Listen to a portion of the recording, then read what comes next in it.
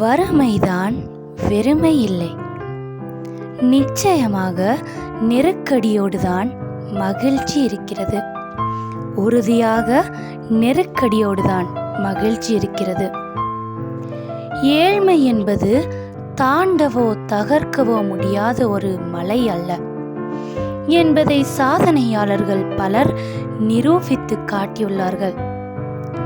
Andrew Carnegie பெருத்த கோடீஸ்வரர். ஒரு சாதாரண ஏழை பெற்றோருக்கு பிள்ளையாக பிறந்தவர். கல்லூரிகளுக்கு சென்று கல்வி கற்பதற்கு பொருளாதார வசதிகள் ஏதும் அவருக்கு இருக்கவில்லை. என்ன செய்தார்? மூலையிலே முடங்கி கிடந்தாரா? ஆரம்ப கல்வியோடு தனது படிப்பை முடித்துக்கொண்டு கூலி தொழிலாளியாக வேலை செய்ய தொடங்கினார். பின்னர் படிப்படியாக தனது கடினமான விடாமுயற்சியின் துணை கொண்டு காலப்போக்கில் ஒரு சொந்த தொழில் நிறுவனத்தை ஆரம்பித்தார்.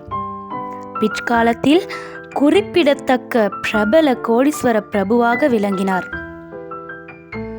வறுமை சுழிப்பில் வாழ்வை துவங்கிய நீங்கள் செல்வ செழிப்புள்ள சீமானாக எப்படி மாறினீர்கள்?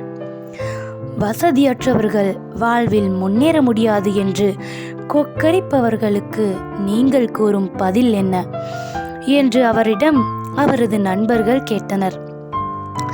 அதற்கு அவர் காராசாரமாக, படிக்க வசதி இல்லாததனால் முன்னுக்கு வர முடியாமல் போய்விட்டது என்று சொல்லிக் கொண்டிருப்பவர்களோடு எனக்கு கோபம் பொத்துக்கொண்டு வரும். ஆசைப்பட்டு உண்மையான முயற்சி எடுத்துக்கொண்டால் எந்த வயதிலும் எந்த பாடத்தையும் படித்து அறிஞனாக முடியும்.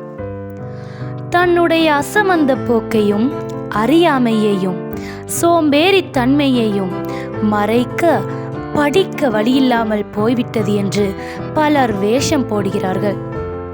ஆம், தங்களுடைய விதியை குறை கூறிக்கொண்டு காலம் கழிக்கும் சோம்பேறிகளுக்கு வாழ்வில் முன்னேற்றமோ விமோசனமோ கிட்டாது என்று பதிலளித்தார். வறுமையும் நெருக்கடிகளும் புத்திசாலிகளை உழைப்பாளிகளாக்கி சாதனை படைக்க செய்கிறது. அறிவீனர்களை சோம்பேறிகளாக்கி ஏழ்மையில் தாழ்மையுற்று வேதனையடைய செய்கிறது.